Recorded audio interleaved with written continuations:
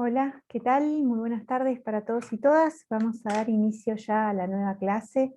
Hoy vamos a trabajar sobre derecho minero, así que les voy a compartir la pantalla del material. Vamos a irnos al principio.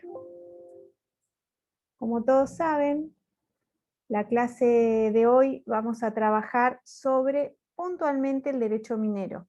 El material que hay en el programa sobre aguas lo vamos a cambiar por lo que nosotros ya hemos visto de aguas en la clase pasada, que estuvimos analizando en función del nuevo Código Civil, cómo era la regulación. Así que nos queda pendiente trabajar hoy con el texto de Pigretti, del Manual de Derecho Minero, de la página 1 a la 8. Para comenzar sobre los temas que vamos a ver hoy, hay que definir qué es el derecho minero. Para que ustedes tengan una visión amplia, el derecho minero es aquel que estudia las funciones y atribuciones que tiene el Estado en el aprovechamiento de toda la riqueza mineral, y además estudia las facultades y deberes de los particulares que pueden estar interesados en la explotación de ese bien, de ese recurso, o afectado, ya sea por la búsqueda o por la extracción de estas sustancias. En nuestro país, la explotación minera está regulada por el Código de Minería de la República Argentina. Es, como ustedes ya saben, un código de fondo que rige en todo el territorio de nuestra nación los derechos, obligaciones y procedimientos que se refieren a la adquisición, a la explotación y al aprovechamiento de las sustancias minerales en todo el país. En el régimen minero actúan siempre tres personas. Por un lado, encontramos al Estado, que es el encargado de entregar los yacimientos al minero para su explotación. Por otro lado se encuentra el minero, que es quien explota el yacimiento, y también aparece la figura del superficiario. El superficiario es el propietario de la tierra donde están los minerales. Entonces tenemos por un lado una persona que es dueña de la superficie, pero no de los recursos minerales que se encuentran debajo, que es el superficiario, el Estado, que es el encargado de entregar el yacimiento al minero para su explotación, y el minero precisamente es el que explota.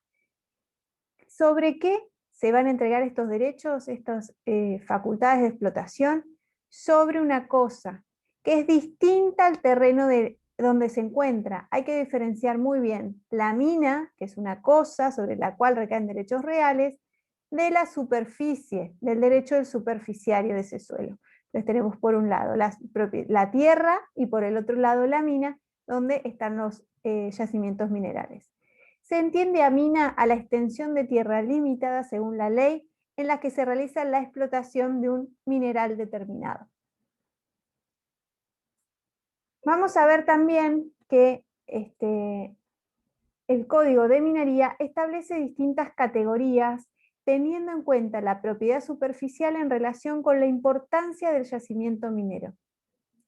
Cuando la propiedad superficial es de menor valor de producción que el resultante de la explotación de una veta, se considera al fondo como accesorio y al propietario como limitado su derecho de propiedad por la ley minera. Si el yacimiento es de mínima importancia y la productividad de esa tierra es mayor, el Código de Minería prefiere respetar la propiedad superficial y se limita a arreglar los derechos de los propietarios. Entre las categorías de minas vamos a encontrar aquellas que son de dominio del Estado, que el Estado las otorga a los particulares, al minero, para que la explote. ¿Quién puede solicitarla, esta explotación? Bueno, va a poder solicitarla el descubridor del mineral cuando el yacimiento es de mayor importancia. Son las minas de oro, de plata, de platino, que ahora vamos a ver que se llaman minas de primera categoría. Son las minas donde el mineral es súper importante, tiene un valor muy importante. ¿Quién puede solicitar al Estado? También el propietario del suelo, en forma preferente, cuando los minerales son de poca importancia, por ejemplo, salinas, turberas. Este es el caso de las minas de segunda categoría. y puede solicitarla cualquier persona cuando sean sustancias sin valor. Por ejemplo, cuando hayan restos de explotaciones anteriores abandonadas, siempre que sean minas de segunda categoría. Por otro lado, va a poder solicitar el propietario del fondo, o sea, minas de dominio de propietario. Este es el caso, por ejemplo, de las minas de tercera categoría. Son aquellas, por ejemplo, que tienen materiales de muy bajo valor pecuniario, por ejemplo, todos los materiales de construcción que se explotan a través de una cantera, por ejemplo, las arenas, la piedra, el canto rodado, todo ese tipo de materiales, cuando cae dentro de un terreno, es solo el propietario del fondo, o sea, de ese terreno, el que puede solicitar al Estado la autorización para explotar. Son las minas de tercera categoría. En el otro de los casos ya vimos que pueden solicitarla otras personas. Las minas de tercera categoría son en las que el suelo es un accesorio, porque es muy importante el valor de ese material. Pertenecen exclusivamente al Estado y solo lo pueden explotarse en virtud de una concesión legal que otorga la autoridad competente, que son las áreas que tienen a su cargo el tema de la minería, ¿no? Por ejemplo, en la provincia, la Dirección Provincial de Minería es la que va a otorgar la autorización a través de esta concesión legal para explotar. Pero las minas de primera categoría, recuerden que son las que contienen las sustancias de mayor valor, como el oro, la plata, el platino, el mercurio, el cobre. El Código de Minería te enuncia cuáles son. Los combustibles, los hidrocarburos sólidos, el arsénico, el cuarzo, la fluorita, el azufre, las piedras preciosas y los vapores endógenos. Las minas de segunda categoría son minas que ya por su importancia se conceden preferentemente al dueño del suelo y minas que por las condiciones de su yacimiento se destinan al aprovechamiento común. En esta categoría los minerales ya son de menor valor y está conformado, por ejemplo, por las arenas metalíferas y piedras preciosas que se encuentran en el lecho de los ríos, aguas corrientes, los desmontes, relaves, escoriaciones de explotaciones anteriores, mientras las minas permanecen sin amparo. Estos son los que les contaba que son las minas abandonadas, los restos que quedan de las minas abandonadas, los salitres, salinas y turberas, los metales no comprendidos en primera categoría, las tierras, piritosas y aluminosas, abrasivos, ocres, resinas, halinos, amianto, bentonita, zeolitas, minerales permutantes o permutíticos. Las minas, mientras de tercera categoría, como ya vimos, son las de menor valor en esta tabla, son que pertenecen solamente al propietario del terreno y nadie las puede explotar sin su consentimiento, salvo que hayan motivos de utilidad pública. Nosotros vimos algunos casos, por ejemplo, en donde sea necesario para realizar una obra pública. Componen la tercera categoría las producciones minerales de naturaleza pétrea o terrosa y en general todas las que sirven para materiales de construcción y ornamento, cuyo conjunto forman las canteras. Son los materiales que se usan para la construcción, que ya vimos, arena, piedra. Entran las piedras calizas y calcáreas, magras, el yeso, las arenas no metalíferas o comunes, el canto rodado, el pedregullo, la piedra laja, la ceniza volcánica, la perlita, la piedra pómez, puzolanas, cuarzo, tosas y las arcillas comunes.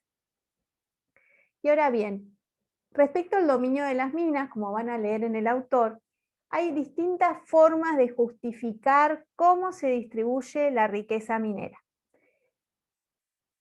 Entonces se pregunta el autor, ¿hay un primer propietario sobre las sustancias minerales? ¿O por el contrario, las minas no reconocen ningún dominio y pueden ser explotadas libremente? Y el autor desarrolla dos enfoques que existen, uno es el accesión y otro es el regalista. Son dos enfoques jurídicos que existen a nivel general. En el sistema de accesión se entiende que las minas son de propiedad del dueño de la tierra, a quien pertenecen por ser la sustancia accesoria del inmueble, que es la cosa principal. Por lo tanto, hay que entender y extender el derecho de dominio hasta el subsuelo. Entonces, para este sistema, el sistema de accesión, no existe una diferencia no existe una diferente propiedad, entre la superficie del terreno y el subsuelo.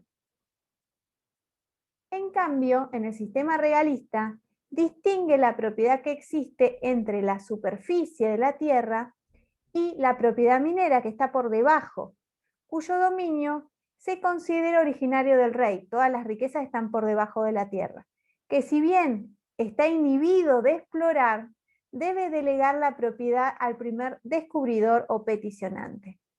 El rey, como persona de derecho en ese entonces, cuando se crea el sistema regalista, es reemplazado hoy por el Estado constitucional. De ahí surge, de estos dos enfoques, va a surgir todo el marco normativo que hay hoy en nuestro país. El aumento de las funciones que fue tomando el Estado hizo que los distintos poderes públicos comenzaran a abandonar la prohibición de explotar, que ha dado lugar a un sistema regalista moderno que se diferencia del sistema tradicionista tradicional, ya que autoriza al Estado a explotar con o sin monopolio una o varias clases de minerales. ¿Cuál es el criterio que toma nuestro código minero? Nosotros hemos adherido en lo fundamental al sistema regalista tradicional, ya que establece nuestro código de minería 4 principios. Estos 4 principios son fundamentales. Por un lado, establece el dominio originario del Estado sobre los minerales de alto valor y valor intermedio, minas de primera y segunda categoría. La obligación del Estado de otorgar las sustancias a los particulares. ¿Por qué? Y está vinculado directamente con el tercer principio, porque el Estado tiene prohibido explotar. Y también diferencia, por un lado, la propiedad particular de la mina, que es distinta a la de la superficie, que también considera inmueble, ¿no? Nosotros, como ya vimos, sobre la mina es considerada una cosa sobre la que recaen los derechos reales. Y ahora, respecto a cada uno de estos principios, el dominio originario del Estado, el artículo 7 del Código de Minería establece que las minas son bienes privados de la nación o de las provincias según el territorio en la que se encuentren. Nosotros ya vimos que corresponden, por el artículo 124 de la Constitución Nacional, corresponde a las provincias el dominio originario de los recursos que existen en su territorio. Por lo tanto, los recursos naturales mineros van a pertenecer a la nación o a las provincias según el territorio donde se encuentren. Si recaen en un territorio nacional, por ejemplo, en un parque nacional, corresponden a la nación, mientras recaen en jurisdicción en un territorio provincial, va a corresponder a la provincia ese dominio.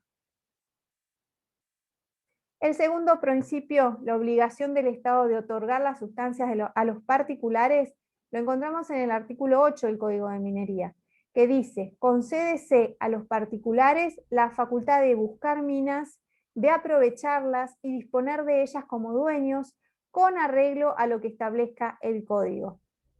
Y además, establece que es obligación del Estado otorgar a los particulares el derecho a explotar sustancias y transmitir esos derechos, por los que el hecho de la búsqueda y el descubrimiento corresponde a esa persona, y se otorga siempre a través de una concesión.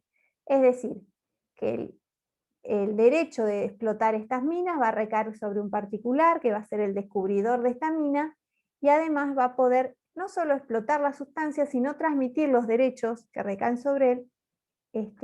Puede venderlos, puede donarlos y transmitirlos de cualquier manera gratuita o onerosa. Respecto al principio de la prohibición de explotar por parte del Estado, el artículo 9 del Código de Minería dice: el Estado no puede explotar ni disponer de las minas, sino en los casos expresados en la presente ley. Y busca garantizar el principio de igualdad que debe existir entre los particulares que peticionan derechos mineros. Y el cuarto principio, que hablaba sobre la existencia de una propiedad particular de la mina distinta de la superficie, el Código sostiene que existe un verdadero derecho de propiedad sobre las sustancias mineras que el Estado otorga a la persona que la descubre. Se torna definitivo al realizar la mensura de la mina, que es el trámite prácticamente que se realiza al finalizar toda la gestión que se realiza ante la autoridad competente.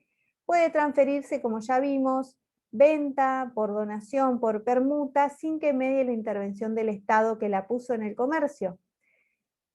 La concesión minera es muy diferente a la concesión administrativa porque la concesión minera constituye en sí misma un derecho de propiedad. Y ahora sí, ¿cuáles son los caracteres? Por un lado, la explotación de las minas, su exploración, concesión y demás actos consiguientes revisten el carácter de utilidad pública. Está prohibida la división material de la mina, tanto en relación a sus dueños como respecto a terceros. Ni los dueños ni terceros pueden explotar una región de la mina o una parte de la mina independientemente de la explotación general. El artículo 16 establece que las minas solo pueden ser expropiadas por causa de utilidad pública de un orden superior a la razón del privilegio que les acuerda el artículo 13, que ya vimos. Los trabajos de las minas no pueden ser impedidos ni suspendidos, sino solo con la única excepción que sea necesario por un tema de seguridad pública, conservación de pertenencias y la de salud o existencia de los trabajadores. Es el único caso en que puede ser impedido el trabajo de la mina. Y las minas se conceden a los particulares por un tiempo ilimitado.